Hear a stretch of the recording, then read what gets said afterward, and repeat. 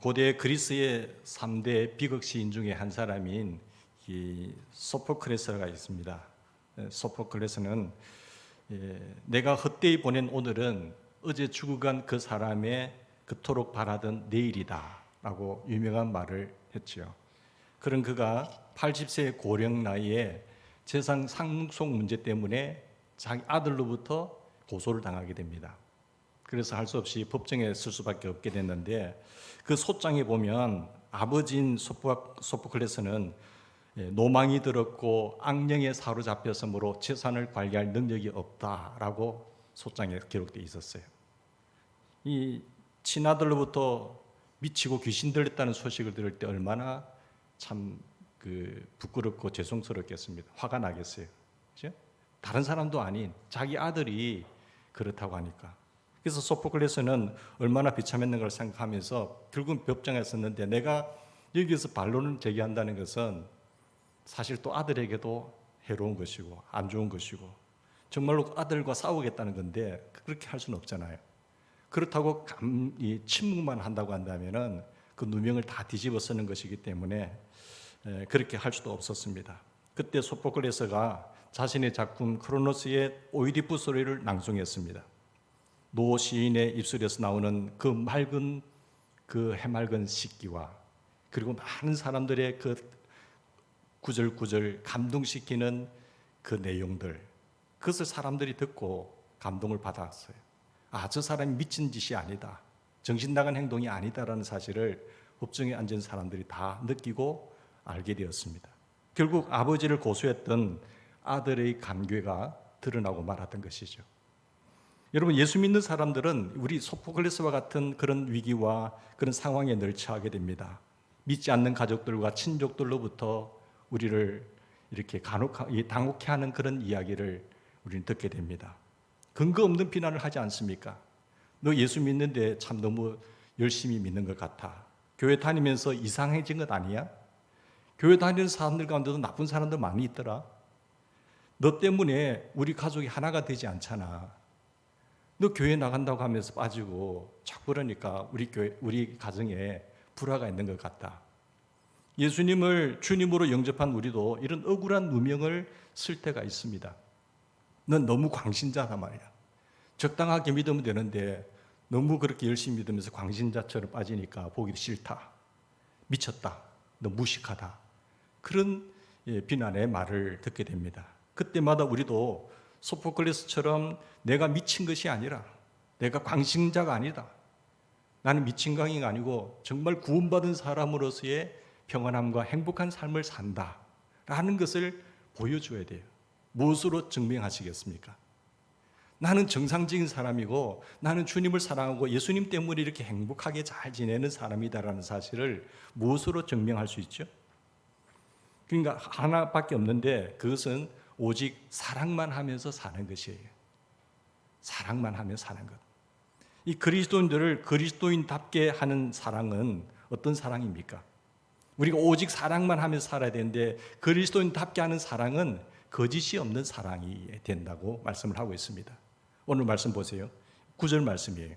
사랑에는 무엇이 없다고요? 거짓이 없다. 거짓이 없는 사랑을 하는 사람입니다. 우리 주변에 수많은 사람들이 사랑 이야기를 많이 하지 않습니까? 사랑. 근데 다 거짓된 사랑들이에요. 대부분 거짓된 사랑이죠. 예수 그리스도인들만, 진정되게 주님을 믿는 사람들만 참된 사랑을 한다는 것을 알 수 있습니다. 예수 믿는 사람이 가진 사랑만이 거짓이 없는 사랑입니다. 어떤 사랑이 여러분 거짓이 없는 사랑일까요? 거짓이 없는 사랑이 뭐죠? 사랑이라는 핑계로 우리가 얼마나 잘못된 것을 하고 있습니까? 9절 말씀에 이렇게 해석하고 있어요. 거짓 없는 사랑이란 악한 것을 미워하고 선한 것을 붙잡는 사람이다. 선한 것에 속한 사람이다. 악을 미워하는 사랑이 참된 사랑이라는 것이죠. 예상치 않는 설명 아닙니까? 거짓이 없는 사랑. 여러분 이걸 생각해 보셨어요? 그 사랑이 악한 것을 미워하는 사랑이구나. 불의를 미워하는 것이구나. 그게 사랑이구나. 그리고 참된 선에 속하는 것 이야기하는 거죠. 여러분 이걸 잊으시면 안 됩니다. 대부분의 사랑을 빙자에서 넘어지고 거짓없는 사랑에 속고 있습니다. 사랑하는 여러분, 사랑만 하며 사는 놀라운 축복의 삶을 살아가는 이 사랑은 악한 것을 미워하고 선에 속한 사랑, 선한 것을 굳게 잡는 것이 참된 사랑이라는 것이죠. 마태복음 7장 22절에 보면 주여 주여 하면서 주의 이름으로 선지자 노릇을 해요. 주의 이름으로 귀신도 쫓아내요. 주의 이름으로 권능도 행해요. 얼마나 대단합니까? 사람들이 존경하겠지요. 우러러 보겠지요. 그런데 주님 뭐라고 말씀하신지 아세요? 이런 사람을 불법을 행하는 자야. 난 너 도무지 모르겠다는 거지. 불법을 행하는 사람아 내게서 떠나가라고 말씀하셨어요. 사랑하는 여러분, 불법을 용납하는 것은 거짓 사랑입니다. 그 사랑 아니에요. 거짓 사랑이다. 불법을 행한다는 것은 진짜가 아니라는 뜻이잖아요. 진짜면 정당하게 순리적으로 해야 되잖아요. 가짜는 불법을 행하는 거예요. 그러니까 우리가 하나님의 사랑을 믿는지 하나님의 사랑이 우리 안에 있는지 검증하는 것, 뭐로 검증하세요? 불법을 가지고, 불법의 유무를 가지고 사랑을 검증하는 겁니다. 그게 하나님의 사랑인지 진짜 사랑인지 거짓 사랑인지 불법의 유무를 가지고 분별하라고 해석하고 있는 것이죠. 여러분, 놀라운 말씀 아니에요? 이것은 중요합니다. 그러므로 우리 안에 있는 사랑은 악을 미워하는 사랑이에요. 그래서 선한 것을 굳게 붙잡는 사랑이죠. 사랑한다고 하면서 악한 것과 죄를 용납한다고 한다면 그건 거짓 사랑입니다. 분별하셔야 돼요. 그러나 악을 미워한다는 것만으로 충분하지 않습니다. 악을 미워함과 동시에 우리는 어떻게 해야 돼요? 선한 것을 굳게 잡아야 돼요. 악을 미워한다는 것만으로 끝나는 것이 아니라 선한 것을 굳게 잡아야 진정한 사랑이다라는 것을 말씀하고 있습니다. 선이 무엇입니까? 그 구체적인 내용이 10절에 나옵니다. 선한 것을 굳게 잡아야 되는데 선이 무엇이죠? 형제의 사랑으로 서로 다정하게 하며 존경하기를 서로 먼저 하는 거예요. 빌리그램 목사님이 어느 교회에서 집회를 마치고 내려오는데 그 교회 다니는 교인이 목사님께 와서 질문을 합니다. 목사님, 저희 교회에 교인 중에 자주 술에 취해서 덕이 되지 않는 사람이 있어요. 어떻게 하면 좋지요? 라고 질문했을 때 목사님이 대답하기를 성경에 분명히 술 취하지 말라고 했죠. 그렇게 권했는데 들으면 다행이고 듣지 않으면 책불하십시오 라고 말했어요. 그러나 더 나아가서 한마디 더 하셨습니다. 그러나 성경은 술 취하지 말로만 하지 않고 성령의 충만함을 받으라고 말씀했어요. 사실 술 취하지 않는 것보다도, 술에 취하는 것보다도 더 무서운 죄는 남을 심판하고 성령 충만하지 못해서 남을 심판하고 남을 판단하는 그 성령 충만하지 못한 죄가 더 큽니다. 그 사람도 책벌하십시오. 이렇게 말했던 것이죠. 성령 충만하지 못해서 남을 판단하고 정죄하는 것이 더 큰 죄예요. 그러니까 술 취하지 말라, 이는 방탕한 것이 오직 성령의 충만함을 받으라는 거죠. 악에게 지지 않는 것도 중요하지만 우리가 해야 될 것, 하나님께서 명령하시는 말을 하지 않는 것, 그 더 큰 똑같은 죄를 짓는 것이다라는 것이죠. 우리는 죄를 미워해야 됩니다. 악을 미워해야 되지요. 그걸 버려야 돼요. 그러나 선을 굳게 잡아야 됩니다. 흔히 교회 안에서 다른 사람의 죄를 지적할 때에 그 사람을 사랑하기 때문에 나는 그렇게 한다고 말을 해요. 사랑해서 그런 말을 하지요. 사랑하는데 그런 악독한 말을 합니까? 사랑하는 마음으로 그 사람을 바로 잡기 위해서 말을 합니다. 근데 그렇게 남에게 금고하고 이야기할 때도 정말 내 형제 중에 한 사람이라고 생각해야 돼요. 내 아버지가 하는 것처럼, 내 동생이 그렇다고 한다면, 내 친척 중에, 내 가족 가운데 누군가가 자녀 가운데 그렇게 한다고 한다면 정말 사랑하는 마음으로 하셔야 되는 거예요. 그게 사랑하는 마음이죠. 한번 걸려라. 잘못된 걸 가지고 완전히 사람을 매장시켜버리면 그거는 거짓 사랑이라는 것입니다. 자신이 그를 형제의 사랑으로 여러분 보고 있는지를 돌아봐야 됩니다. 자기 부모, 형제, 친척처럼 자녀에게 하듯이 태도의 일관성이 있어야 돼요. 우리는 예수 안에 있는다고 하면서 내 아버지가 그렇다고 한다면 그래도 아버지 그렇다면 그렇게 하지 마세요. 이 정도 하면 거치잖아요. 그런데 우리는 그 정도를 넘어가는 일관성이 없는 형제의 사랑이 아닌 그런 사랑으로 대할 때가 많다는 것입니다. 잘못을 지적하기 전에 먼저 내가 상대를 존경했는지를 대답해야 됩니다. 그렇지 않으면서 사랑하니까 죄를 지적한다면 그것은 무슨 사랑이에요? 거짓 사랑이죠. 여러분, 거짓 없는 사랑은요, 믿음의 형제뿐만 아니라 더 나아가서 다른 사람들까지도 사랑하는 것을 말합니다. 한결같아야 돼요. 성도들끼리 사랑하는 것으로 끝나서는 안 됩니다. 예수 믿지 않는 사람들에게까지도 나아갈 수 있는 그런 사랑을 이야기하는 것입니다. 그것이 거짓 없는 사랑이에요. 13절 보십시다. 자, 성도들이 쓸 것을 공급하고 손님 대접하기를 힘쓰라, 이렇게 말씀하고 있죠. 성도들을 사랑하기에 힘쓸 뿐만 아니라 손님을 대접하기에 여러분 소홀히 해서는 안 된다는 겁니다. 점심시간이면 항상 손님으로 북적이던 작은 식당이 있었는데 그 식당에 여성이 하루는 와서 목탁을 뚝딱뚝딱 하는 거예요. 소리도 없이. 이 소리를 듣고 있던 종업원이 급하게 튀어나와서 우리 예수 믿어요 하면서 쏘아대었습니다. 이 정도 말하면은 보통 나갈 것 아닙니까? 그런데 들었는지 못 들었는지 모르지만 계속해서 이 여성은 목탁을 두들기고 있는 것입니다. 그런데 듣고 있던 이 여종업원이 나가서 왜 이래요? 우리 예수 믿는다니까요 하면서 밀치면서 이렇게 나가라고 했어요. 그러니까 아무 말 없이 절을 하고 그냥 떠나가 버리고 말았습니다. 여러분, 우리가 이것이 사랑인지를 생각해야 됩니다. 우리가 믿음의 형제들을 대하는 태도, 그리고 예수 믿지 않는 자들을 대하는 태도가 같아야 돼요.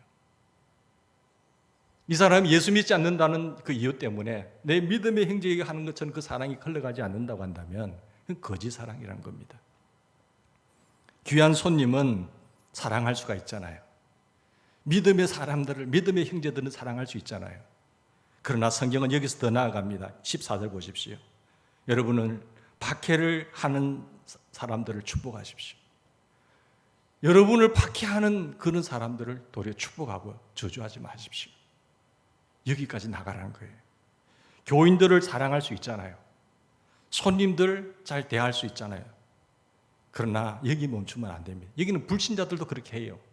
내하고 형제니까, 귀한 손님이니까 예수의 사랑을 가지고 있다고 한다면 박해하는 사람들까지도 사랑할 수 있는 마음, 품을 수 있는 마음이 거짓이 없는 사랑이라고 말하고 있는 것입니다. 십자가의 은혜를 모르는 사람도요, 자기를 아는 사람하고 손님들에게는 잘 대해요. 사랑합니다.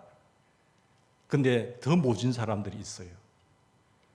우리가 거기까지 나가지 않으면 진정한 십자가의 사랑을 안다고 말할 수가 없어요. 나는 지옥 갈 사람이었잖아요. 저주받은 사람이었잖아요. 그런데 주님은 나를 사랑해 주셨어요. 아무 대가 없이 받아주셨어요. 그 사랑을 받은 사람이라고 한다면, 그 사랑이 주님이 내 안에 계시다고 한다면, 정말 주님이 나의 주님으로 내 왕으로 임재하고 내 안에 계신다고 한다면 그 은혜를 알고는 있어야죠. 나는 이만큼 큰 빚을 탕감받았으면서 조금 하나 잘못한 것 가지고 100데나리온 빚진 자에게 왜 빚 안 갚느냐고 말하는 그런 사람과 똑같이 된다는 것입니다. 여러분, 거짓 없는 사랑의 결론을 이야기하고 있습니다. 21절 말씀이에요. 거짓 없는 사랑이란 무엇이죠? 악에게 지지 않고 선으로 악을 이기는 것입니다. 선으로 악을 이기셔야 돼요. 악에게 같이 동조하거나 불법을 행하거나 그런 거짓 사랑을 하는 것이 아니라 선으로 악을 이기는 거죠. 악에게 지지 않는 것이 무엇입니까? 악한 일을 당했을 때 내가 악하게 안갚음하지 않는 것을 말해요. 내가 당했기 때문에 나도 똑같이 안갚음하는 것, 그게 악에게 지는 거예요. 악한 일을 당해도 자신은 악한 자에게 선하게 행하는 것이 거짓 없는 사랑이고 선으로 악을 이기는 것입니다. 내 안에 주님이 계시면 이길 수가 있어요. 내 안에 주님이 왕으로 임재하시면 가능해요. 주님을 의식하면 가능해요. 근데 주님이 왕으로 임재하지 않으면 그렇게 못합니다. 여러분 17절 18절 보십시다. 17절 18절. 아무에게도 악을 악으로 갚지 말고 모든 사람이 선하다고 생각하는 일을 하려고 하십시오. 여러분 쪽에서 할 수 있는 대로 모든 사람과 더불어 화평하게 지내십시오. 다 화목하십시오. 악을 악으로 갚지 말라는 것은 악과 싸우다가 자신도 악해질 수 있기 때문에 그런 거예요. 이것이 마귀의 목표입니다. 우리를 악하게 만드는 것. 여러분, 마귀의 목표는 우리를 고통스럽게 하는 정도가 아니에요. 고통스럽게 하는 것을 끝나는 것이 아니라 그 억울함을 가지고 너도 악한 사람이 되게 하는 것. 그게 목표예요. 그러니까 우리를 자신과 같이 악하게 대응하도록 만드는 것이 마귀의 목표라는 사실을 기억하셔야 돼요. 그래야 안 넘어집니다. 예수를 믿고 싶다 보면은, 우리가 믿고 살면서 보면은 이상하게 우리를 미워하는 사람도 있잖아요. 싫어하고 괴롭히고 짓궂게 만들고 고통스럽게 합니다. 우리에게 아주 악하게 합니다. 너무 괴로운 일 아니겠어요? 이때 우리는 마귀가 우리를 괴롭게 하려구나. 참 피곤하게 만드네. 마귀가 나를 괴롭게 하고 힘들게 하는구나 라고만 생각하시면 안 돼요. 마귀의 목표는 따로 있습니다. 우리가 같이 악하게 구는 겁니다. 그게 마귀의 목표예요. 그래서 서로 싸우게 만드는 거예요. 그래서 분열과 파멸과 아픔이 생기게 나게 만드는 것이 마귀의 목표입니다. 내가 악한 일을 당했으니까 너도 당해라. 악하게 하는 것. 여기에 이르는 것이 마귀가 가지고 있는 목표예요. 그래서 우리는 주님을 말하기를 주님은 악을 악으로 갚지 말라는 거죠. 마귀의 전략을 알면 이길 수가 있는 거죠. 이 마귀의 목표를 우리가 한순간도 잊지 않기를 바랍니다.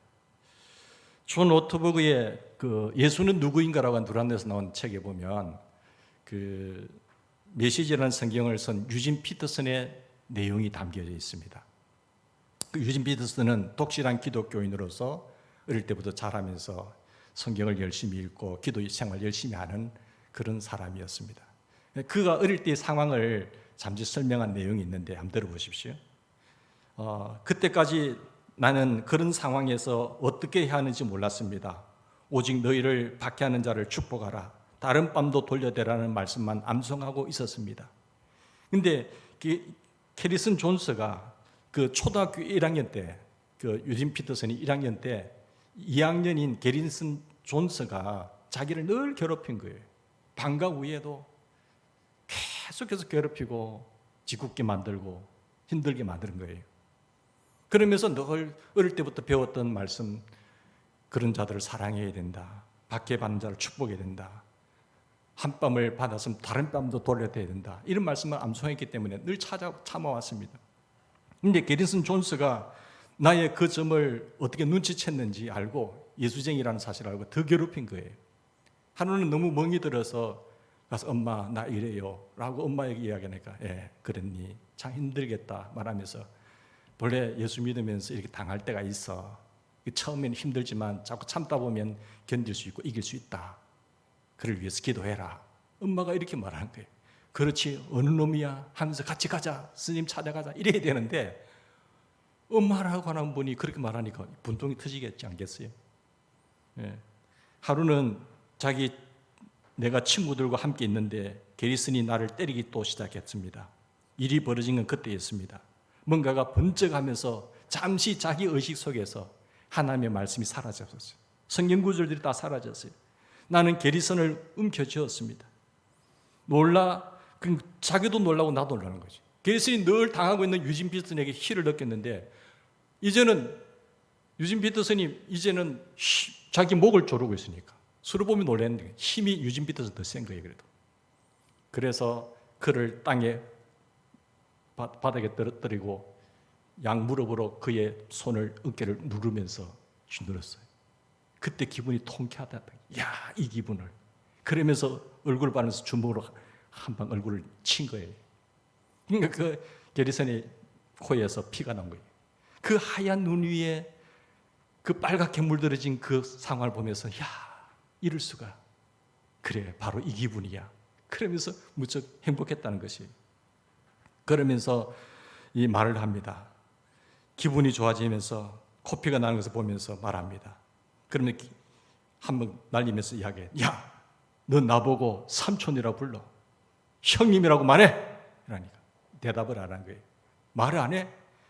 다시 주먹으로 얼굴 내쳤어요. 그러니까 형님, 삼촌이라고 말을 했다는 거예요. 기독교 교육의 생각이 나서 이래서는 안 되겠다면서 나는 이렇게 내 따라해. 나는 예수 그리스도를 나의 구주와 주님으로 믿습니다라고 말해. 말할 리가 없지요. 그래도 말 안 해? 그러면서 다시 주먹을 때려서 피를 더 흘리게 만들었습니다. 그때 나는 예수님을 나의 구주와 주님으로 믿습니다 라고 고백했다고 합니다. 예? 게리슨 존슨은 유진 피터슨이 말하기를 내가 최초로 그리스도인으로 회심시킨 사람이다. 여러분, 이렇게 전도가 되겠어요? 전도가 안 되지만 이런 식의 이야기를 들으면 우리는 어떻습니까? 내심 기분 좋고 통쾌하지 않습니까? 잘했어, 잘했어. 정말 잘했어. 야, 네가 참 나를 속 시원하게 하네. 우리 예수쟁이가 이겼다 하면 기분 좋잖아요. 그러나 이것은 사랑이 아닙니다. 여러분, 악에게 지지 말고 선으로 악을 이기라고 하는 것은 내 마음에 예수님을 진짜 영접한 사람만이, 내 마음에 예수님을 왕으로 모신 사람만이 할 수 있는 거예요. 그런 사람을 할 수가 있습니다. 19절 보십시오. 사랑하는 여러분, 여러분은 스스로 원수를 갚지 마십시오. 그 일은 하나님의 진노하심에 맡기십시오. 그 일은 하나님의 권한입니다 라고 분명히 말하고 있잖아요. 여러분, 하나님의 진노하심을 믿습니까? 하나님이 심판자인 것을 믿으십니까? 하나님이 반드시 진노하신다는 것을 믿는 사람은 하나님이 진짜 살아계신지 듣기만 해서는 알 수가 없어요. 정말로 내 안에 와 계심을 믿으셔야 됩니다. 그 심판주 하나님, 살아계신 하나님이 내 안에 지금 나와 함께 하신 것을 믿으셔야 돼요. 그분은 어떤 분입니까? 심판주이십니다. 예수님이 함께 하심을 믿지 못하는 사람은요, 하나님께 원수 갚는 것을 맡길 수가 없어요. 자기가 갚겠다는 거예요. 그러나 하나님은, 주님은 분명히 말씀합니다. 원수 갚는 것은 내가 심판주기 때문에 내가 갚는 거야. 너가 할 일이 아니야. 이 말씀을 믿으셔야 됩니다. 19절 말씀 보십시다. 성경에도 기록하기를 원수 갚는 것은 내가 할 일이다. 내가 갚겠다고 주님께서 말씀하신다. 그렇게 하였습니다. 네 원수가 줄이거든 먹을 것은 너는 주고 목말라거든 마실 것을 주어라. 그렇게 하는 것은 네가 그의 머리 위에다가 숯불을 샀는 셈이 되는 거야. 그 사람의 머리 위에 숯불을 하면서 하는 거 얼마나 고통스럽겠어요. 그렇게 하는 행동이야. 차라리 그렇게 원수는 내가 갚는 거야. 여러분, 내가 갚으려고 하면, 주님께 맡기는 것이 않고 내가 갚으려고 하면 같이 피를 흘립니다. 피곤해요. 힘들어요. 여러분, 어떤 분은 하나님께서 자신에게도 로마서 12장의 말씀을 주셨는데 이 12장 말씀대로 내가 하려면 목사님, 어떻게 나는 누구에게 사랑받으란 말이에요? 우는 사람이 있어요. 나는 이렇게 하면 나는 누구에게 사랑받으란 말이에요? 여러분, 주님에게 사랑을 받으셔야 돼요. 우리는 사람들의 사랑으로는 만족이 안 돼요. 주님께로부터 사랑을 받으면 이걸 가능할 수 있다는 것이죠. 예수님으로부터 사랑받지 못하면요, 우리는 절대로 말씀대로 살아갈 수가 없어요. 주님이 나를 얼마나 사랑하고 있는지, 주님 나를 얼마나 나를 아끼고 있는지를, 그 사랑을 확인하고 주님께로 사랑을 받으면 주님의 말씀대로 살아갈 수가 있어요. 나를 사랑하시는 주님을 내가 알고 내 안에 주님이 계시는 것을 내가 알고 예수님이 나의 왕 되심이 분명한 사람은 원수를 사랑하면서 핍박하는 사람을 위해서 기도하면서 나갈 수가 있다니까요.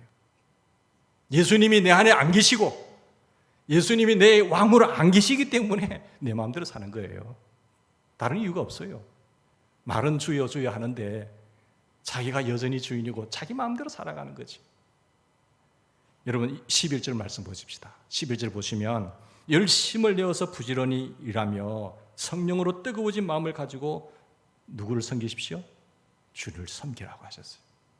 주님을 섬긴다는 말이 핵심입니다. 주님을 섬긴다는 어떻게 나타납니까? 성도들의 쓸 것을 공급하고 손님 대접하는 것은 다 누구에게 하는 것이라고요? 주님에게 하는 것이에요. 그게 주님을 섬기는 것이에요. 선지자를 대접하는 것은 선지자의 상을 받을 것이고, 그런 말들이 있잖아요. 작은 사람에게 하나의 한 것이 결코 그 상을 잃지 않는다고 말씀했잖아요.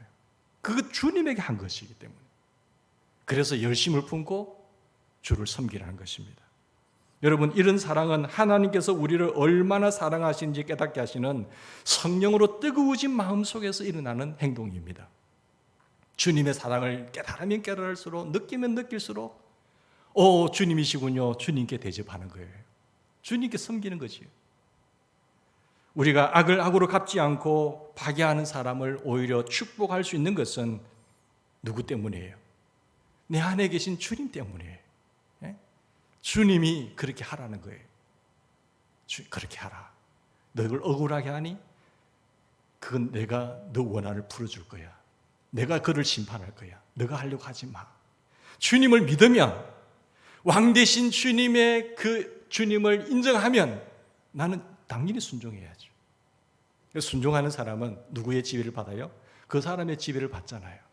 순종하는 죄의 종의 종로로 타면은요, 항상 죄에게 순종하면, 불순종하면 죄의 종로로 되는 거예요. 우리 하나님께 순종하면 하나님께 종이 되는 거죠. 여러분, 마귀의 종입니까? 하나님의 종입니까? 죄의 종로를 한다는 것은 마귀의 종로로 살아간다는 증거입니다.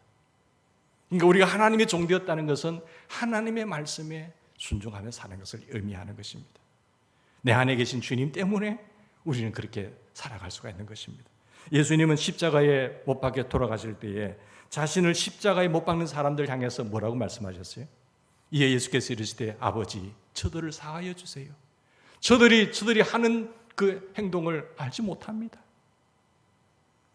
우리의 주님, 내 안에 오신 그 주님, 왕이 되신 그 예수님이 바로 이런 분이죠. 예수님을 내 마음의 왕으로 모신 스데반 집사, 죽을 때, 돌에 맞 죽을 때 무슨 기도를 했어요? 아버지, 주여 이들이 저들의 죄를 저들에게 돌리지 마옵소서. 이 말을 하고 자니라. 왜 그랬겠어요? 그 마음에 주님이 왕으로 임재하시기 때문에 그렇게 된 거예요. 손양은 목사님 보십시오. 자기 두 아들 잃어버렸잖아요. 근데 두 아들 죽인 그들을 양자로 삼았어요. 가능합니까? 맨정신에 가능할까요? 예수님이 그 마음속에 임하고 왕으로 임재한 사람만이 할 수가 있는 거예요. 여러분, 예수님 내 안에 오셨습니까? 영접하셨습니까? 어떻게 오셨어요?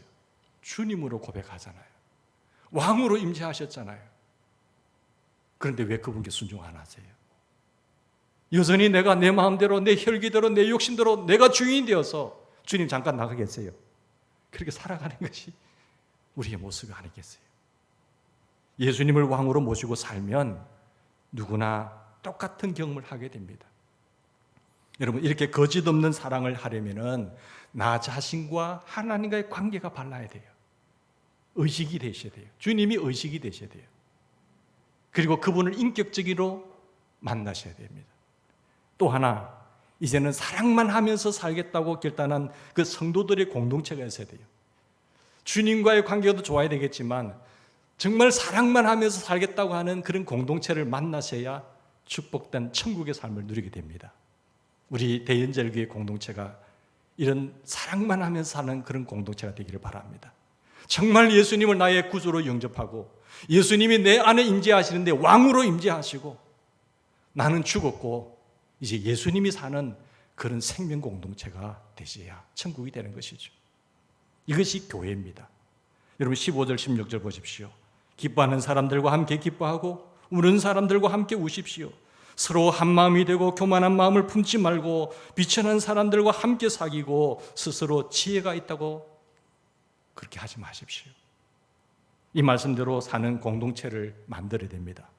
이렇게 말씀대로 사는 그런 교회를 만들으셔야 돼요. 왜냐하면 그런 공동체가 있어야, 이런 구성원이 있어야 끝까지 사랑만 하며 살 수가 있어요. 안 그러면 지옥입니다.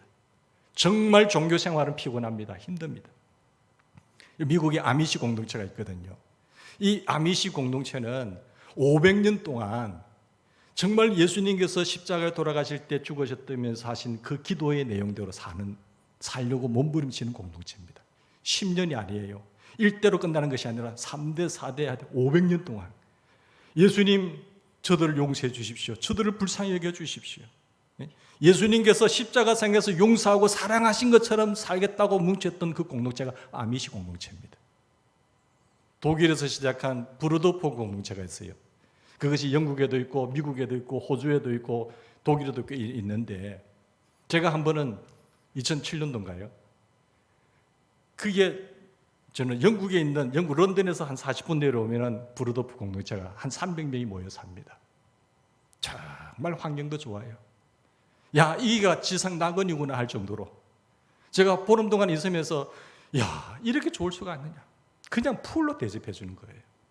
그러면서 거기에는 학교도 있고 병원도 있고 거기 각자 일을 하면서 지낸 거예요. 거기 의사도 들어오고 선생님도 가운데 그 공동체에 들어온 사람들 구성이 되어 있기 때문에 그렇게 공동체에서 재미있게 사는 거죠.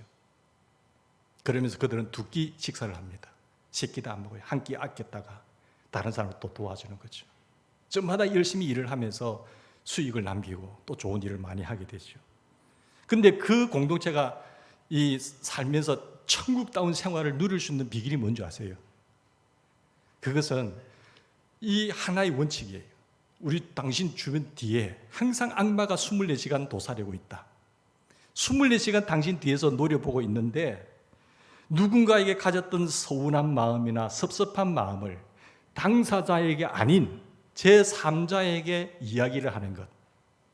이야기를 해서 그들 사이에 갈라지게 만드는 것이 바로 갈라놓고 분열시킨다는 것을 실제로 믿는다는 거예요. 악마가 내가 서운한 마음, 그런 마음이 들 때 당사자에게 찾아가서 이야기하는 것이 아니라 누구가 그렇게 전화하고 옆에 비난하고 수근수근하고 하는 그렇게 말하는 3자에게 이야기하는 것이 악마가 우리를 분리시켜 놓는 것이라고 하는 것을 굳게 믿는 것들. 하나의 원칙이에요.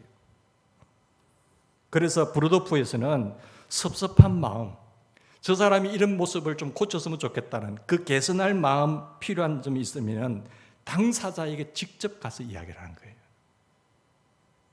그리고 반드시 사랑을 기초로 해서 말해주는 겁니다. 그 원칙이 없이는 다 악마에게 사로잡혀서 분리와 이간과 다툼과 분냄과 미움이 생기나게 순식간에 생겨버린 거예요. 그 사람이 그렇게 말했어? 그래? 그럼 그렇지 하면서 완전히 분리되는 거죠. 하나가 될 수 없는 거죠. 그러니까 그 사실을 반드시 당사자에게 사랑을 기초로 해서 사랑하는 마음으로 내 형제에게 하듯이, 내 동생에게 하듯이, 내 자녀에게 하듯이, 내 부모님에게 다 이렇게 이야기해 주는 거죠. 이 원칙이 그 작은 마을에서 천국 생활로 만드는, 지상의 낙원을 천국을 만드는 비결이라는 사실이에요. 그리고 이 공동체 아이들이 다 커서 이제 그 밖으로 나가서 살려고 하면은 안 된대요. 밖에 뭐 술 마시고 하는 거 좋은 일이 있지만은 그것은 눈에 들어오지도 않는 거예요. 이보다 더 좋은 건 없다는 거지. 다 그러면서 대를 이어가는 겁니다. 여러분, 우리 교회가 이렇게 했으면 좋겠어요. 예수님 때문에 만났잖아요. 예수님의 그 사랑을 이미 아는 사람들이잖아요. 여기 교회까지 와서 눈물 흘리고 할 이유가 없잖아요. 정말로 예수님의 은혜를 알고 십자가의 사랑을 안다고 한다면 우리가 이 공동체를 만들어야 정말 기쁘게 행복하게 살다가 장소 이동해서 천국 갈 수가 있는 것입니다. 아미시나 브루도프 공동체처럼 모여 살 수는 없지만 이 정신, 이 마음 가지고 살아가는 우리가 되기를 소망합니다.